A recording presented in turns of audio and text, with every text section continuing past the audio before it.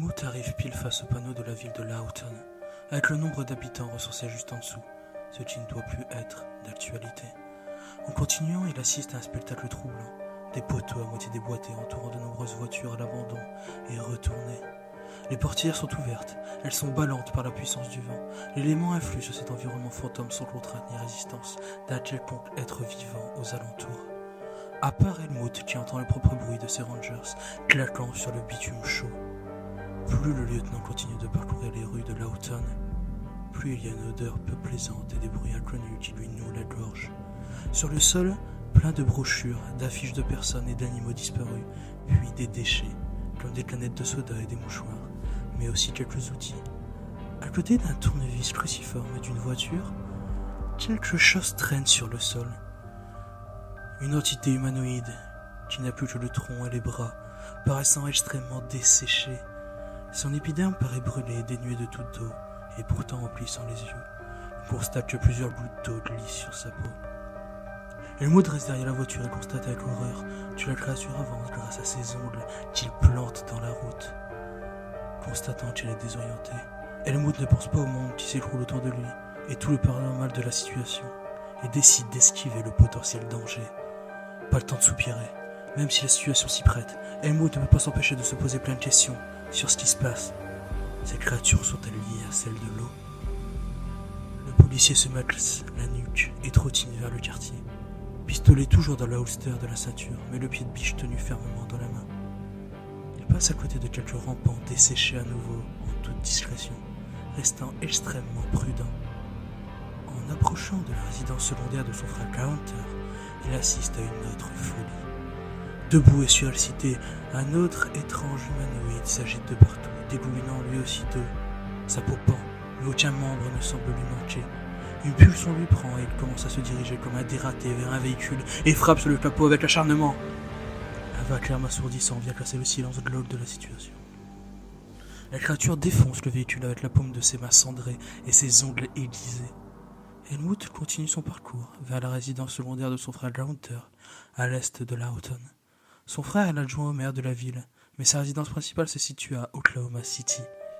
Aux dernières nouvelles, son frère, sa belle-sœur Pila et sa nièce Bianca sont à la résidence de Lawton. En tout cas, quand Helmut est parti se retirer, c'était la situation.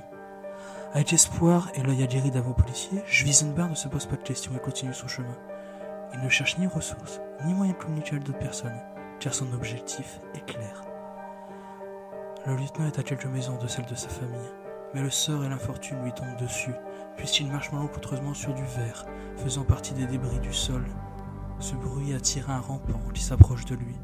Helmut remarque qu'au milieu de la gorge de la créature s'affiche une bille de couleur jaunâtre qui brille légèrement, qui ne tente rien à rien, et le policier d'un coup sec et puissant explose la bille grâce à son pied de biche. La créature devient inanimée et fume au sol, rendant son dernier souffle. Helmut semble avoir trouvé par instinct le point faible de ce qui grouille au sol et met en danger l'humanité.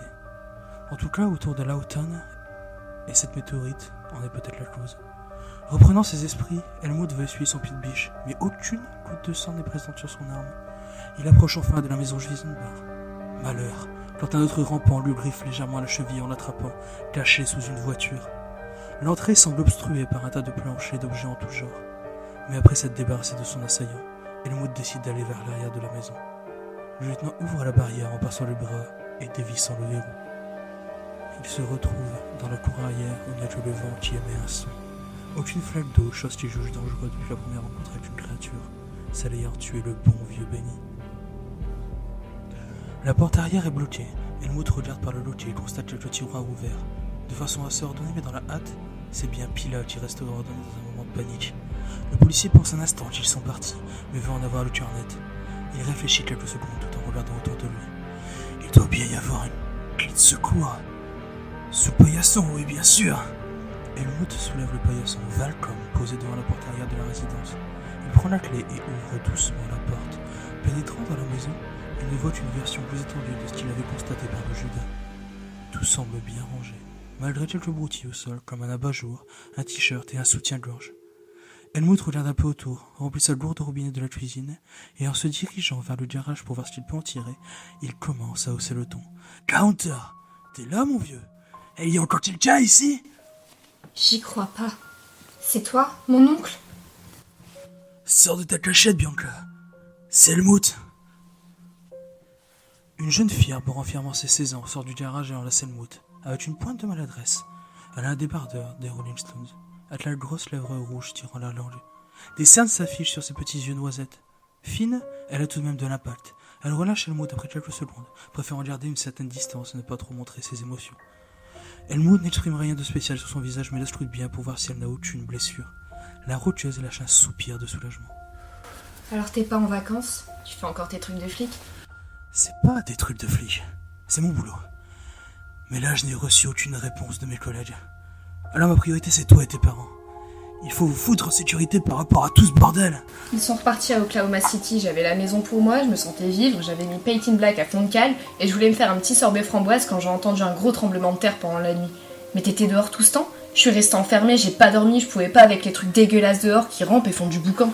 Rien de bien grave, Bianca, mais on va devoir agir en dehors des règles. Ramasse des affaires. On va prendre une voiture et aller retrouver tes parents à la capitale. On va certainement en savoir plus là-bas. Je peux conduire? Non, mais suis-moi comme mon nom reprend ça. Ok, lieutenant. Il y aura que le vent contre nous dans cette virée, wouhou!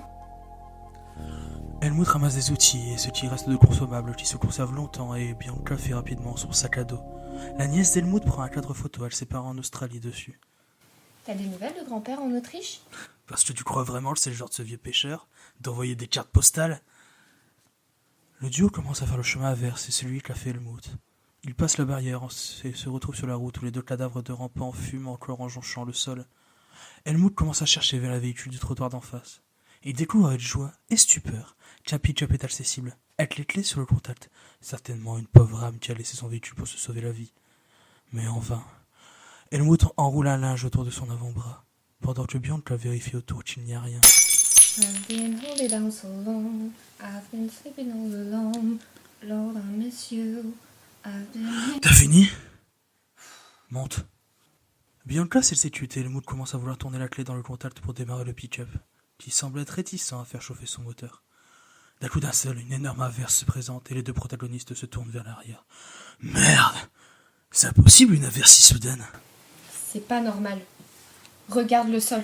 En jetant un coup d'œil sur le bitume, une énorme flaque d'eau se forme instantanément et s'agite une seconde après. Tout va tellement vite et Helmut, connaissant ce genre de réaction, fait démarrer le moteur du véhicule, à le Bianca tremblotante sur le siège passager. Une gigantesque quantité d'eau forme des bras, des jambes, un tronc. L'on voit à travers de l'immensité qui se tient derrière le véhicule, qui démarre au quart de tour. Mais les suspensions saccadent. Dans la panique et les débuts de sanglots de Bianca, le lieutenant n'arrive pas à accélérer. La créature avance d'un grand pas décidé et d'un revers de sa main translucide et mouillée envoie une vague d'eau sur le pick-up, remplissant l'arrière qui devient un véritable aquarium. Avec les secousses, les chevilles d'Helmut et Bianca se retrouvent assaillies par l'eau. Elle est froide, mon oncle, qu'est-ce qui se passe? Helmut ne prend pas le temps de répondre et tente de manier le véhicule à la dérive. La créature d'eau en profite pour envoyer une autre vague sur le pick-up, qui plonge quasiment tout le corps du duo oncle et nièce dans une eau extrêmement froide. Helmut dérive et rentre dans un poteau après une accélération forcée. Bianca panique, elle cherche de l'air. En étant plus petite en taille qu'Helmut, elle cherche à se sortir la tête de l'eau. Mais elle s'évanouit rapidement. Le policier saisit son pistolet et tente de viser avec le peu de force qui lui reste la bille brillante au milieu du cou de l'entité. Il tire, mais son coup de feu passe un peu à côté. Il n'a le temps que d'entendre l'autre coup de feu plus nourri et ferme les yeux pour tomber dans le coma. Lui aussi.